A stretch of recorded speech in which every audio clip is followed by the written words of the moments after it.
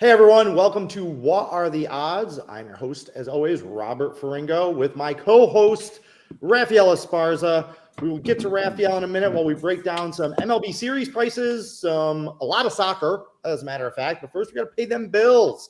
Down in the description below, be sure to take advantage of that free 60 link. That will take you to docsports. Use same as cash. That's $60 free towards any handicapper, any sport, any package that you want. For instance, Raphael has a couple big plays today on the BPA. Those are approximately $30 a piece. You can get both of them absolutely free. Sorry, Raphael. I know you want, paying customers, but I got to help the people out. So use that free 60 to take advantage somehow like that. Also, be sure to like and subscribe. We have a saying on Docs Daily: if you do not mash the like button, you are going to lose for today. It is bad juju not to hit the like button while you're watching. So be sure to like and subscribe.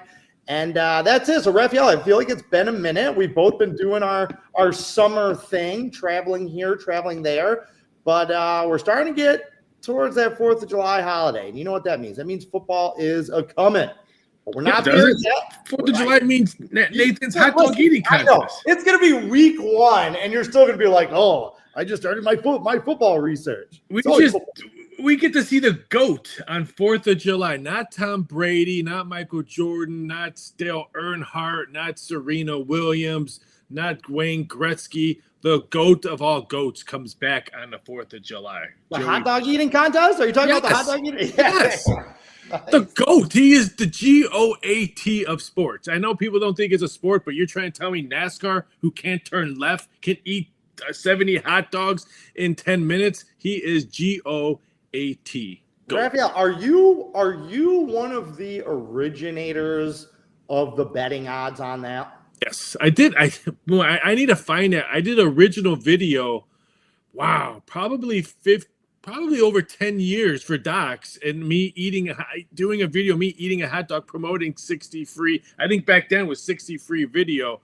I have it somewhere. I'll send you the clip there. Yeah, because I was one of the probably small handful of guys that actually did hot dog eating contests. I was the first one to do head-to-head matchups on hot dog eating contests. Yeah, for those of you, for the uninitiated, Raphael Esparza, what was it, 15 years that you spent, 13 years? He was a head of the sports books at, what was it, New York? New York. MGM, Aria, worked at Mirage. So he was head of the sports books in some of Las Vegas's largest books, and he did that for over 10 years. The last few of those years, he was working with Docs while working with the books. So he was like our secret agent there. But yes, you are looking at the man who is responsible for betting odds on the Nathan's hot dog eating contest. So, okay. You're talking about 4th of July, which is a big baseball holiday. All right. But before we get there, we got some weird matchups going on this weekend. A couple of them jumped out at you for potential value. Let's talk some series prices. What are the games you want to talk about? Yeah, there's some really interesting ones. I know people probably thought, what about Houston and the Chicago Cubs? Even though the Cubs have been coming in a little bit striking, but I really want to see how Kyle Tucker comes back to Houston. And that's really interesting. But there's a couple ones, Seattle and Texas. Texas playing some really good baseball as of late, especially at home. And the only thing I like this when you get plus money on Texas right now at home. Make sure if you like the Rangers, get the plus money. Yes, Seattle has been hitting the ball, scoring runs. Normally, a Seattle dead under team season after season. This year, totally different. They've had some trends where they were scoring 4+ runs in multiple 5 games or more. So keep an eye out for that one. But I just like Texas. I think with the pitching that they've had lately, and they're at home getting plus money. This one opened up at plus 110. There is some plus 105s. I would think by today or this evening, by the first pitch, it would not be shocking if we see pick 'em. I like the Texas Rangers getting plus money on the series price. Nathan Eovaldi on the mound tonight. So you should get a good price on that. Just win game 1, and then you can figure out how you're going to do games 2 and 3, knowing that you have plus money in your pocket on that series price. So I'm really looking forward to that one. Philly and Atlanta. I like Atlanta, even though you're laying a heavy price. But this one. Wait. I'm gonna stop. Hold on. I'm gonna stop you there because there's a lot of interesting angles in this Seattle in this Seattle Texas series that I want to get to. First of all, you like Texas to win the series. Yes. Does it concern you at all tonight about Nathan Eovaldi coming back from injury? First start in a month. How is he doing in rehab? What are your expectations for him tonight? First start since May 27th. First of all, the Rangers pitchers are always coming back from rehab. That's fair. That's true. Yep. It doesn't really bold me. I think the team is prepared for that. I think that's how they set up their bullpen for the whole season, knowing that their pitchers are probably not going to go 5 innings or more. I think that's why their bullpen is always a high usage and got some great arms in there. So, no, that doesn't scare me. We saw Jacob deGrom. We saw Nathan Eovaldi. They've had multiple pitchers in and out. So, no, the Rangers are one of those teams. I don't care if an injury is coming back on that. We saw yesterday for my Cubs pitcher, Imanaga, who was really good yesterday. He was coming off an injury. So, now these days, knowing that starters are not throwing 100 pitches going into the 7th and 8th round. Yeah. You get them 4 or 5 innings and get them the lead, then hand off to the bullpen.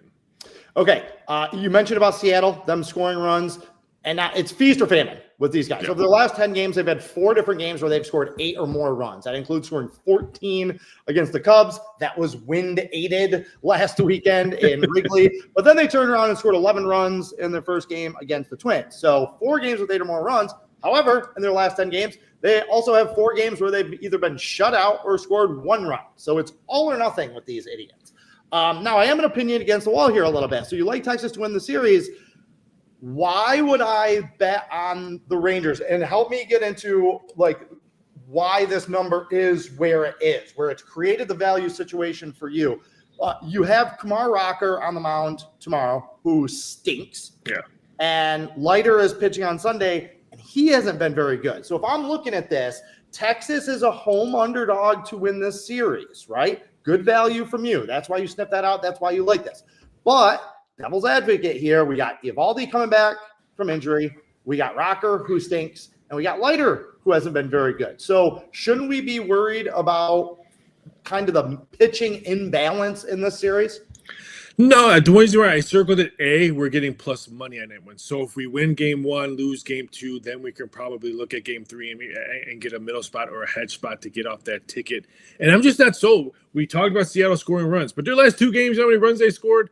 You in college at a bar. 1. That's all they were getting. So I don't think their offense is going to produce, even though it's going to be hot in Texas, the ball will probably carry out.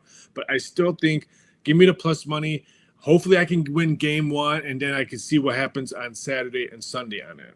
Okay, are you surprised that both of these teams are kind of hovering around 500, or is this kind of where you expected them to be at this point of the season? Because they're good teams, but they're both kind of flawed teams as well. So how do you feel like at this halfway mark, we're pretty much exactly halfway through the season. What do you think about where these teams are, and where do you expect them to head over, let's say, the next 3 or 4 weeks? Seattle, I thought they would be a little bit better. I'm not saying first place or 10 games above 500, but I thought I went to 2 games 500. I thought maybe it'd be like 6, 7 around that one. Texas, I had no faith in them because their arms are always injured, and they always need another extra bat in their lineup. So Texas is where it is. I mean, we're not going to see deGrom leave anywhere, or Eovaldi. Their contracts, no one's going to want to take their contracts, even for rentals, because of the injury prone and all that. But they're where they're supposed to be. 40-41 is that their record?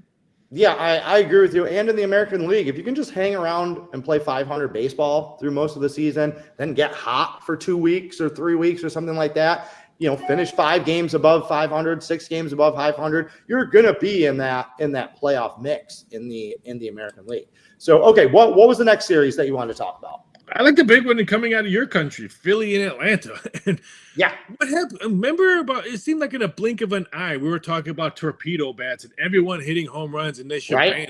That was fun, right? That was a fun week, wasn't it? I want everyone to use them, especially the Yankees and the Phillies as of late, because both their bats have been silent. I need runs. That's right, Lean. I hate taking the heavy chalk, but we still have a couple more hours before first pitch on the Atlanta Braves. This one opened up at -190. Some offshore books already have it at -150.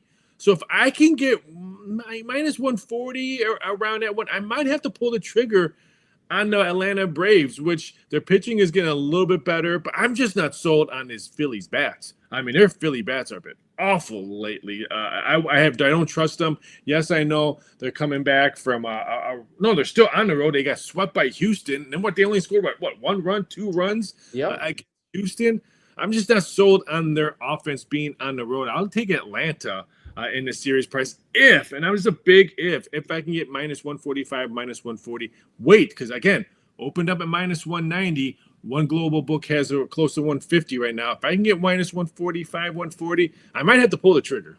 Okay, I'm going to go the other side with you on this one because I think the Braves are a good buy low team right now, but the price that you're talking about in the series to me is not buy low. I think Atlanta is going to be very good over the next couple of months, right? They've underachieved up until this point in the season. They're healthy. Finally, injury's been an issue for them the last few years, right? But they're relatively healthy. They're just not playing very good baseball. I don't trust them yet in a rivalry series like this. Like again, like they give up the last 2 games to the Mets after they had beaten them 5 straight times. The Mets aren't playing good baseball. Just hard to trust Atlanta here. I know you get Schwellenbacher tomorrow and you get Spencer Strider on Sunday, right? That's a big that's my key. The Sunday pitcher is my key. And don't forget, it was a couple of weeks ago that they swept the Mets at home, outscoring them 17-5. The Braves did. Right, but that's the thing. The Braves own the Mets like no other. Like the Packers own the Bears is how I've described it. That was hard for you to say, wasn't it? But it's just a fact. It's just you're it's a just Bears fan. It's just obvious, right? Like you can't argue with gravity, right? So Atlanta does not hold the same sway over Philadelphia. Philadelphia has beaten them 7 out of the last 11 times that they play them. And also, there's pitching mismatch today. The guy that Philly is trotting out is not very good. But tomorrow they have Jesus Luzardo. And then on Sunday they have Ranger Suarez, who I think is capable of matching Spencer Strider pitch for pitch. And talking about Atlanta as a good buy low, I'm still buying low with Jesus Luzardo because if you watch this guy pitch, the stuff is still there. There's a reason why he was so highly sought out from the Miami system. He is throwing hard. His stuff has good movement. He has some good strikeout to walk numbers. He's just getting victimized by like that one bad inning type of thing. Like his ERA is up around 4.8, but the advanced metrics on Jesus Luzardo suggest a guy who should have an ERA of about 3.7, 3.8. So he's been a little bit unlucky to this point. So again, I'm buying low on Luzardo, and I like the plus money on Philadelphia because again, the Braves got to show it to me, man. We know that they are capable of winning a World Series, right? They have one of the best lineups in baseball. They have the pitching. They have everything in the organization set. They just haven't played good baseball this year. And I'm not going to get caught waiting for them to turn it around, if that makes sense. I'll jump back to Luzardo's his last 3 road games. Yeah.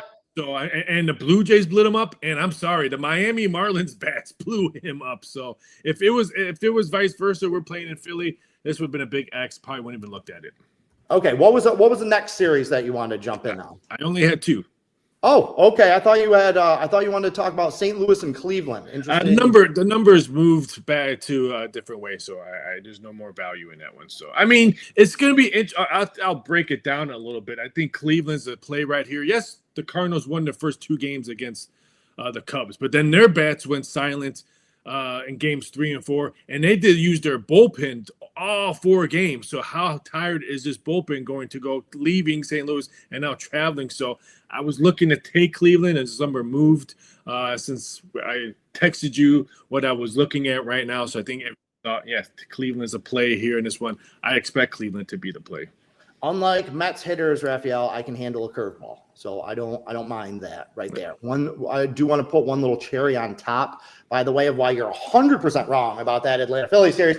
Atlanta Braves, number 23 in the majors against left-handed pitching. They're going to face 2 lefties on Saturday and Sunday. Now, that might be a little bit of an anomaly. This might support your thing. They were in the top 5 against lefties each of the last 2 years. Now with virtually the same lineup, they're 23rd in the majors against lefties. So that's one of those things. Do we buy low on the Braves, say, well, they're going to turn it around against southpaws because they've historically been so good? Or do we say, you know what, until they prove that they can hit lefties, I'm going to bet against them when they're facing lefties. So that's going to be something else to watch in those games. Maybe lean on the under in those series. And, you mentioned on that Philadelphia-Houston series, I watched a bit of that. That was Like, I don't fault Philly for not scoring. That looked like playoff baseball.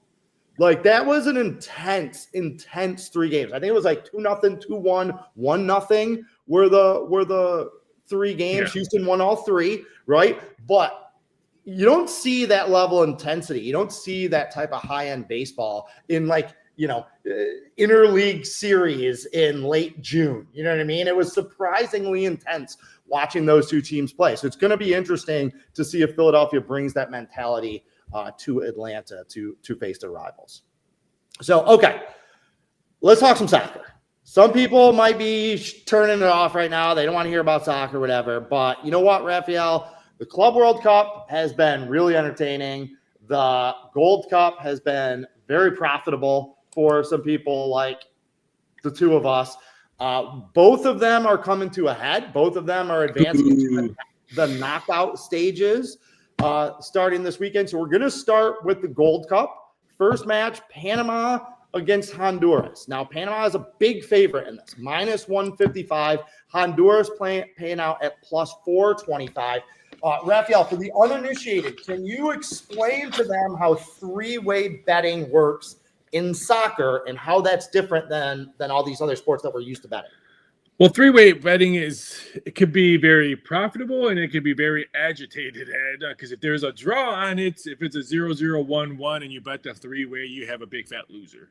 I mean, that's why it's going to be very interesting to see what us in our industry as handicappers and companies we work for, what are they going to go forward with? Because now that online is everywhere, pretty much every online book is going to go to Asian handicapping, because most of the complaints that they get betting soccer is, why am I going to bet something if it's a draw? I'm going to lose. Asian handicap, you don't do that. You get half of the stuff that's in here. You get half of my bet if it's a draw. Stuff. Okay, like hold on. I'm going to stop you there. Okay, because you're wandering into the weeds for I know, but people that may not have ever bet soccer before in their life. Asian handicapping, even for me, is still a little. You're right. I should confuse people. You're right. Let's just start with a standard 3-way bet. So you're a 3-way bet. Well, I'll use Mexico and Saudi Arabia because it's a little bit close. No, I'll use Panama and Honduras. Panama is, what'd you say, -160? Yeah, -155. Yep. And Honduras, anyway, please, +420, +140.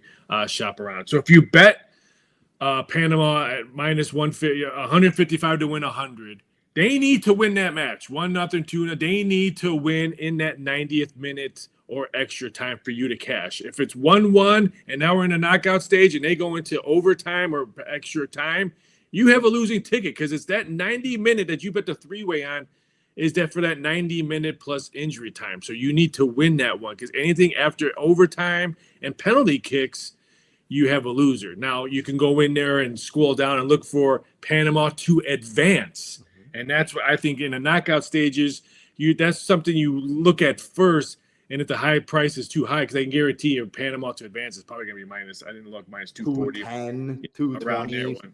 But the 3-way betting, you always want to avoid a draw, because if there's any kind of a draw, you have a losing ticket. The 3-way betting is the 90th minute plus extra time. Yes, so that's the thing with soccer. That's what makes soccer unique compared to a money line sport like hockey or baseball, is that 3-way betting is exactly that. There's 3 ways that you can bet it. You can either bet Team A to win, Team B to win, or the draw. And you can bet on the draw. Okay. That's one of the tricks that I like to do, is I like to pick a side and the draw and scale my bets. Like, for instance, yesterday I was on Manchester City. I had a 4-unit play on them at like -125 to win the match. Then I also had a 2-unit play on the draw at like +380. Okay, so if that had won, that +760 that I would have caught back, that would have covered my bet on Man City to win. So that's a good way going into some of these matches. Raphael is right. It is only for the first 90 minutes. That can be very confusing to people. If these 2 teams are tied at the end of 90 minutes plus the added time, they will go to extra time. They will go to an overtime period, okay? That doesn't count towards your bet if you do 3-way betting, okay? So that's very, very important. Make sure you know that going in. If you just want to pick the team that's going to win the match, whether it's in extra time, whether it's in penalty kicks, just the team that is going to advance, you have to specifically bet that. So, okay, in this matchup, though, I like Panama, not even to advance. I just like them straight out in the 90 minutes. Okay, they've won 4 straight by an aggregate goal differential of 13-4. They are hot. They are playing well. This is a Honduras team that lost 4-0 to Mexico back in November. They lost 6-0 to Canada in this tournament. So they're a team that has shown an ability to get piss pounded by very good teams. So, Raphael, do you think that this Panamanian side has the juice to potentially be a spoiler, potentially win this? Because if they win, they will take on the winner of Mexico, Saudi Arabia, which Mexico is a very heavy favorite in that. So do you think that Panama has the juice to potentially be a spoiler and maybe knock off Mexico?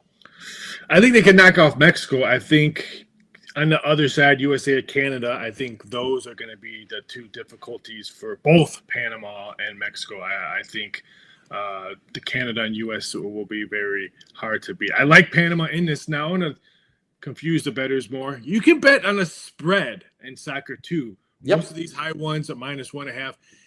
I like you could bet Panama at -0.5 right now, -170, -175. But if you go to your DraftKings bet, you can alter the point spread and maybe take a shot at Panama -1.5 at +1 money. That means you have to win 2-0, 3-0, 3-1, 4-1. You just have to cover that 1.5. Everyone knows this, that -1.5 point spread. We'll call it that one, but it's a goal line. So if you like Panama, which I totally agree with Robert on this one, I don't like the -160. By tomorrow, by release time, we're probably going to see -170 or higher on this one. So either take a shot at the -0.5 right now, which most books still have, because I don't think that -0.5 will be there tomorrow. I think it's going to be -1.5. Take a shot at that -1.5. Okay, so Detroit Lenny, our main man, is asking, so is extra time not considered overtime? All right, there's 2 different things. Okay, first there's added time. Okay, added time is injury time. All right, so they'll play 2 45-minute halves, but sometimes you'll turn on a game, it gets to 45 minutes, and they still play for a few more minutes, 3 minutes, 4 minutes. That is added time. That's when the referee stops the clock for an injury, for just like general, like screwing around with the players because they're pushing each other and acting like tough guys, stuff like that. The referee is the only one who knows actually how much time is left in any match. Okay, so there's added time at the end of each 45-minute time period. Okay, then there is what is called extra time, and it's actually called added extra time, AET. Extra time is overtime. So I think they played 2 15s, maybe 2 20s. 2 15s. 2 15s. So they'll play the 90 minutes. If it's tied after 90 minutes, plus the injury time and all that stuff, they will play 2 15-minute halves. No golden goal. So it's not like hockey where when you go into overtime and somebody scores, game over, right? You're playing the 2 15s no matter what. At the end of those 2 15s of added extra time, that overtime, then it goes to penalty kicks. So which I love penalty kicks. It's the best thing to watch. It really is very gut-wrenching. I still have a really hard time watching it, especially if I have money on a game that goes to penalty kicks. I will not watch it. I can't do it. I don't have the stomach for it. So that Panama-Honduras match is played Saturday. It's being played out in Glendale, Arizona. The match following it, Mexico against Saudi Arabia. All right. So because Mexico is playing in Arizona, Raphael, you have to think that they're going to have the home field advantage, right? I don't want to be political on this one, but I'm coming back from Phoenix. Was there for a while. The Mexican fans are really scared about going out to events because of what's happening in there. So, yes, they're probably going to have the fan favorite, even though because it's Arizona, but it's not going to be like we've seen before with the big advantage in this one. I mean, there's no Saudi Arabia. There's going to be Saudi Arabia people in there, but not as loud as the Mexican fans in this one. So it's going to be very interesting. I'm very curious what the crowd is going to be on this game because what the world we live in right now, it's going to be very different. I mean, Mexico, I have a feeling they should have no problem winning. You know, Mexico, they want to play a stall game, pass a lot. It's almost like how Spain plays in there, and this one control ball. Well, I'd love the under in this one, but I don't want to lay -2.5, -140, -145 in this one. I think Mexico wins in this one, and I'm leaning towards the under, but the juice is too high for me. I was very disappointed with Saudi Arabia. I thought they put up a little bit of a better fight against the United States. They only lost 1-0, and that was kind of not a fluke goal, but USA wasn't generating a lot of chances. No. Saudi Arabia was kind of playing. However, they didn't have any of the possession. Like, I thought that they were actually going to be able to put some pressure on the United States team, and they just never really did. Do you think that they are going to take a similar tact against Mexico, where they play very defensive and very kind of passive, protective football? Or do you think that they're going to be a little bit more aggressive, that because this is a knockout match, that they're going to try and put a little pressure on Mexico? And do you think that that will open up this game where maybe we will see a few more goals? This one's going to be very interesting. If you live bet in soccer, you could tell who's going to control ball position by the first 20 minutes. And if it's a Mexico ball position kind of tactic game, then I say no. I think Saudi Arabia is going to try to want to grab the ball position early and try to put pressure early. If they can't, then that means Mexico is just going to sit back and play their type of game and try to get something in the second half, and we could see a 1-0. If Saudi Arabia can score a goal in the first half, which is their first team total in the first half, minus a half, I saw plus 155, which I might sprinkle something on that one. That's the only way Saudi Arabia has a chance. They need to put one in the net first half. Okay, any value on them? They are plus on the three-way betting line. They are plus 700. I'm going to say no. I'm going to say I think Mexico is the better team, and they're going to play their type of ball. Okay. Yep. Minus 525 to advance for yeah.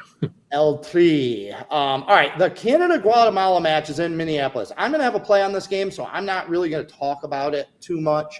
But what are your thoughts on these two teams? I'm going to have a play on it, and I'll love to talk about this game because Canada is the one that I think is going to win the Gold Cup. Everyone keeps on talking about all the other teams. Canada is probably one of the most improving teams countrywide, not just CONCACAF, FIBA, and all that. They improve year after year after year in all their sports, in beach volleyball, in women's basketball, in men's basketball. It seems like they're really taking their sports kind of to the next step. I like Canada in this one. I like them to score in both halves. I'm not going to probably lay the 1.5 or 2.5 on this one. If we see a high-scoring game, it's probably going to be this one. Maybe we'll take a shot at both teams to score because I think Guatemala could probably put one in the net as well. But I think it's good. Out of the 4 matches this weekend, Saturday and Sunday, I think this one flies over. Okay, yeah, they are the biggest favorite. They're minus 295, minus 300 on the three-way line. So Canada is actually the biggest favorite of this round. They are minus 700 to advance here, which brings us to the last and certainly not least game, probably the best matchup of the four games. USA versus Costa Rica. Now, I'm going to admit, Raphael, I'm a little irritated with myself just in general that I kind of didn't buy into the hype. I, like everybody else, didn't like what I saw from this United States team coming into the Gold Cup. Okay, they played like trash in their friendlies leading up to it. They're playing without like their 8 of their starting 11 players. We've sent kind of a mix of like a B, C team. Everybody was dogging on the United States coming into this Gold Cup. Now, the savvy veteran handicapper and me should have instantly recognized the value and jumped on board because everybody was trashing this team, right? What does USA do? They come out and they win all 3 matches.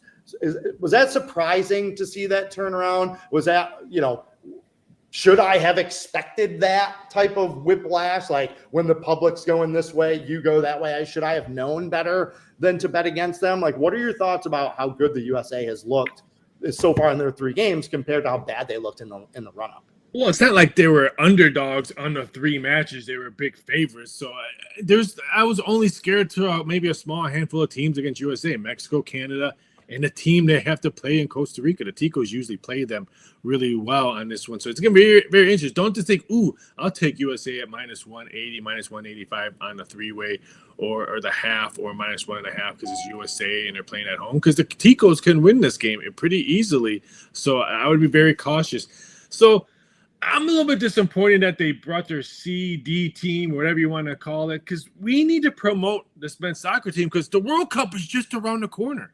So how are you supposed to hype the USA Soccer, if you're bringing their CD, I'm sorry, people who are still playing the league game. Now you're playing for promotion. You're playing for ticket sales. You're playing to get the city riled up for USA to maybe advance to the next stage in World Cup. You don't bring your C and D team to play these matches in a Gold Cup. I'm sorry. See, I had no problem with a guy like Christian Pulisic saying that he needed time off. I don't care. If he knows his body, he knows mentally where he's at. If he'd rather take this summer off, because the Gold Cup, honestly, it's not like people on the street are talking about the Gold Cup the way that they're going to be talking about the World Cup next year. So I have no problem. How often do you get to host a World Cup? No, but that's what I'm saying. He wants to be ready for the World Cup. So I say, do what you got to do to be ready for that. The fact that he's not playing this summer for the Gold Cup, I don't care about that even a little bit. For me, it's a little more bothersome, and I guess I don't blame these guys either. Someone like Weston McKennie, okay, who is playing for his club team in the Club World Cup rather than playing for the United States on his home soil. So it was weird. It's weird watching Weston McKennie playing in the United States this summer, not for the United States. So, I feel like more should have been directed towards guys like that, making that decision, than Christian Pulisic just saying, you know what, I need a break. I don't care if I love it that he needs a break, okay? Because I want him healthy next summer. I don't want him worn out. This is a guy who's had some injury issues, right? I'd rather have him healthy next summer than anything this summer. Who cares about the Gold Cup? So that's my little USA rant. Something else to watch in this match, Raphael. Costa Rica is 6-1-1 in their last 8 matches. To your point, they have been playing good soccer. Before that 6-1-1 run, they lost 3-0 to the United States back in January, our A team there. So it's going to be interesting to see how much that's still in their mind, how much that revenge motivation factor is. Number 2 for in-game betting that you might want to look at, you might want to consider the under in this match. Costa Rica, I'm going to say it, they're dirty.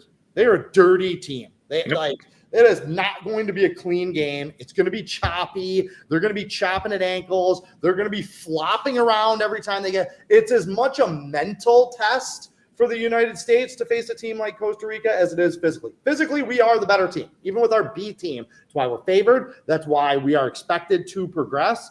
But this is going to be a challenging match. Raphael, do you think that the USA keeps kind of this dream run going? I think we're both in agreement that if they do play Canada, and I'm not conceding that Canada is going to win that match automatically against Guatemala, but if they do play Canada, I think we're both in agreement that the Canadian side is a little better right now. They'll probably advance. However, do you think USA makes it past Costa Rica? You think they survive this one? I think they do, but it's going to be scarce. I like the under in this game. I don't know if I'm going to pull the trigger on that one. Maybe both teams to score. I can see like a 1-1. Type of game and going into the added extra time or penalty kicks. This one's going to be nervous because that's how Costa Rica wins games. They get in your head. They just play some ugly, ugly soccer. They don't mind getting pushes. They don't mind getting yellow cards. If they're in your head, that's how they play. So this one's going to be an ugly game. It's going to be, like I said, Canada blows them out, and then we're all excited to watch this USA game, and then we're going to see an ugly game after the Canadian game. Okay, so switching gears, we're going to go from the Gold Cup, which is national teams, to the Club World Cup, okay? First match of the knockout round. We're only going to cover a few of these matchup rounds that are happening this weekend, but we have Palmeiras versus Botafogo. I'm sure I butchered both of those, all right? Yep. 2 Brazilian teams. They're in the same league in Brazil. So this is going to be kind of a nasty matchup, right? Like you have 2 rivals meeting in a tournament here with $1 billion on the line, basically. That's the prize pool for this.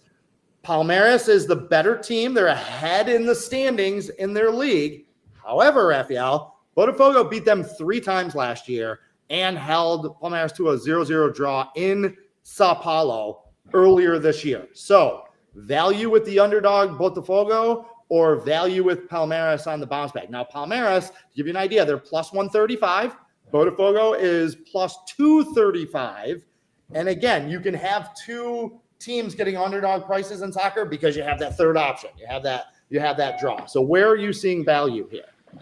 Draw and under, but most of the unders are like 2.5 minus 190. I saw on that one. This is one of the ones I'm really excited to watch, but I think it's going to be a very low and ugly game, just because these two teams know each other so well. So I'm actually looking for the draw in this one. You can get plus 190. There's a plus 195 out there. I think we might see $2 on this one on the draw. It would not shock me if we see 0-0 going into extra time and stuff like that. So I'm looking at the draw and under, but there's no way in God's green earth I'm betting a minus 1.5 total under. So there's no value for me in the total. Yeah, I don't know why, but Palmeiras is kind of reaching out to me. Botafogo, they have been outshot 62-23 in their 3 matches. Their actual goal differential is +1 for this tournament. Their expected goal differential minus 4.2 goals. Okay, so this is a classic overachieving team that I think is going to finally hit the wall in this matchup against a rival. All right, next match we have Benfica versus Chelsea. Chelsea from the English Premier League, so some people might recognize that game. Chelsea hasn't looked that sharp though, right? Like the Brazilian teams and the South American teams really have been dominating this tournament. Okay, that was the big talk, especially in the first 2 rounds, basically, before they got into that third game. Chelsea from the Premier League, expectations are high, but they really have not looked good. Is this the case of, number one, maybe they're not as good as people expect? Number 2, maybe this team just doesn't give a damn about this kind of made up tournament? Or is it just kind of bad luck? Like another team whose actual goals have not met their expected goals. Like, break it down for me with Chelsea. I like Benfica in this one to hold Bayern Munich to a goose egg, which Bayern Munich was the favorite in that game, and the over was 2.5 minus 140 did it close at. They hold them to a goose egg. Benfica, you always know they're going to get great backline defense. They're not going to give up goals. They're really very smart at the back end. The goalies are always on key with the back line. They have great communication on the back line. I'm thinking the same thing. If I'm going to shoot anything in this one, I'm taking a dog in this one because I was so impressed on how they handled easily Bayern Munich. You're just pouring salt in my wound right now. I won the 7-unit play on the under in that game, but I had Bayern and the draw, and I thought I was going to get that draw in the second half when Bayern was just piss-pounding them, just getting shot after shot after shot. They had 2 different goals called back for offsides. They were down 1-0 in like the 60th minute, and I'm like in-game betting Bayern to win. Just because the way that they were peppering the goal, I was like, oh my God, like if they get this first goal and tie it up 1-1, they're going to go on to win. So I needed that draw. So I'm still a little salty about that one. But yeah, Benfica, Portuguese side, very good. Paying out at plus 250 to win in regular time. So Raphael, do you like my approach of, hey, maybe take Benfica and the draw since they're both paying out over 2-1? Because the way I look at it, right, is there's only 3 possible matches or 3 possible outcomes, right? Benfica wins in regulation, they tie in regulation, or Chelsea wins in regulation. By betting both sides of that, Benfica and the draw, you basically have covered 2/3 of the possible outcomes. You have a 67% chance of being right with the payout being double. So do you like that or you not like that? I lean towards, yes, I know Chelsea scored 3 goals in their last game, but the Esperanza is not even close to the type of play that Benfica is going to show out there. So I can see the angle where you're going on this one, but I just think the defensive side, Chelsea's offensive production, the shots on goal is not going to be the same as we saw at Bayern Munich. So I think the back line of Benfica and the goalie is going to be like, ooh, I have an off day today compared to what I had against Bayern Munich. Right. Yeah, that was unbelievable. All right. Next game that we're going to talk about is PSG, winners of the Champions League, probably the number 1 club team in the world right now, facing the little magic man, Inter Miami and Messi. And Raphael, I got to tell you, I know PSG is PSG. I get it 100%. I know that I already know where you're going on this. You're going to rag on the MLS. You're going to rag on Inter Miami. You're going to rag on them for being as bad as they are. Okay. However, Inter Miami's looked pretty good. They played pretty well. How can you justify PSG being minus 450 on the 3-way line and Inter Miami being plus 1,000, 10-1 on Messi in just a 1-game situation? Is that not screaming value? It is, and I understand it with Suarez and Messi I myself, I'm not going to take a side on it. I think there's really good value on both teams to score. And there's really good value that little Messi puts one in the back of the net at plus 250, I think is good value. I mean, the Seattle Sounders thought they were going to do something with PSG. They didn't. They lose 2-0. I just think PSG, I mean, Beckham, I mean, the stars that they've had, and Inter Miami, the little pink jerseys running around. I think if PSG wants to handle this game, they can handle it. I just think I'm shooting for my Inter Miami to put one goal in the back of the net. This was going to be a high-scoring game. I'm a little bit shocked that this one quickly did open up at 3.5. This one opened up at 2.5, but the juice was so high and quickly moved up. I would not be shocked if we see 5 goals hit the back of the net. Yeah, 8 knockout games in the Club World Cup, 4 knockout games in the Gold Cup, so 12 games. This is the only one that has a total of 3.5. Yeah, everything else is flat 2.5. This is 3.5. Now I got to ask you like PSG? They're the big favorites. Blah blah blah. The minus 1.5 goals for them is at minus 180. Yeah, no value. Juice. So not a ton of value there. Inter Miami plus 2.5 goals is at minus 180. Okay. But you're getting 2.5 goals and Messi. Any value there, do you think? No.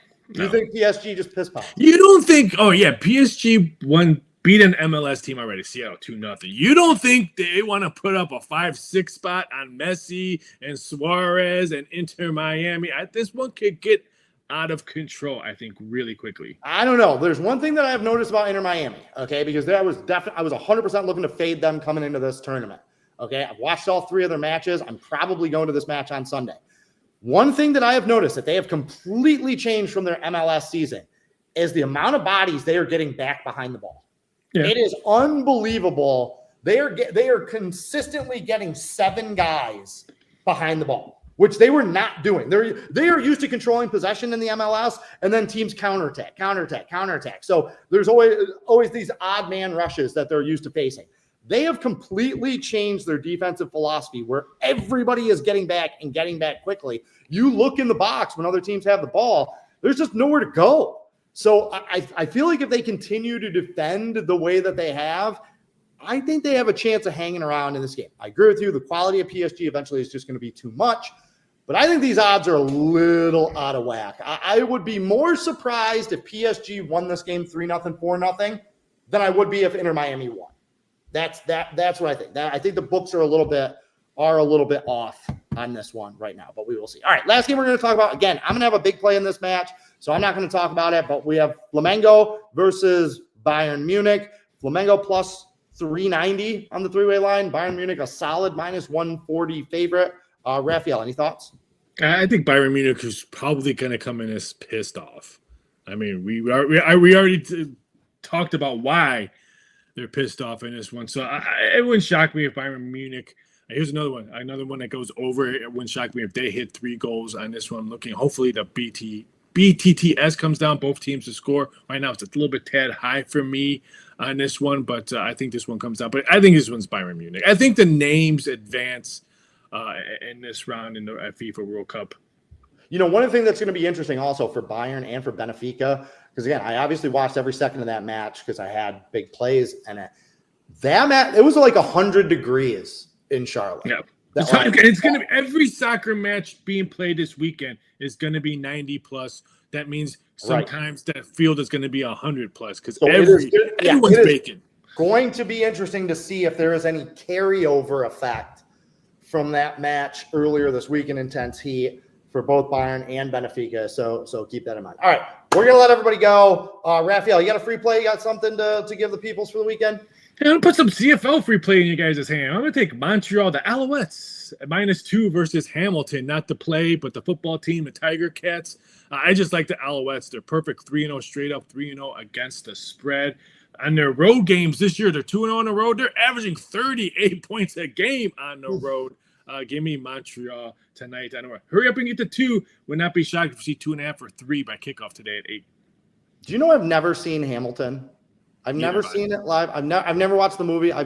We might be the only 2 guys. Yeah. I don't really like that. Love history. like musicals, take my kids to them, stuff like that. So, but never seen it. All right, my free play. This is easy, right? It's a day of the week that ends in Y, and the Colorado Rockies are playing. So bet against the Colorado Rockies today on Friday. Take Milwaukee -1.5. The run line is only -105. And again, the reason that it is lower compared to when they play at home is that the books are expecting Milwaukee to win. So they're saying, you know what? They're not going to get that 9th at bat. They're only going to have 8 chances to score runs. So it almost benefits you when the Rockies are on the road with that money, with that run line value. But this team's terrible. Again, historically bad. They're 10-31 on the road. Jose Quintana is on the mound for them. He has been getting better, and he's a guy that we know, that we've seen can go out there and put up a lot of zeros, right? I mean, Colorado, they're going with Kyle Freeland. I mean, he's a dud, man. That whole team should be contracted immediately and just like thrown into the sea, never to return. So take Milwaukee -1.5. We will not be back next week because it is going to be the 4th of July, and we will be celebrating Uncle Sam's birthday. But the Friday after that, we will be back with What Are the Odds? And we are going to start a run, Raphael, where we are going to be on pretty much every Friday till the end of the year. And like it or not, I'm giving you fair warning. I'm giving our viewers fair warning. When we come back on July 11th, be ready to talk some football, my friend. Because by then, I'm going to be ready, and we're going to start breaking down some division odds, some season win totals. We're going to get in the nuts and bolts of how those numbers are compiled and where we can see some weak spots. So, all right, that's it. Everyone have a great weekend. Have a fantastic holiday. Enjoy the rest of your June. That's it. Carpe diem, and good luck.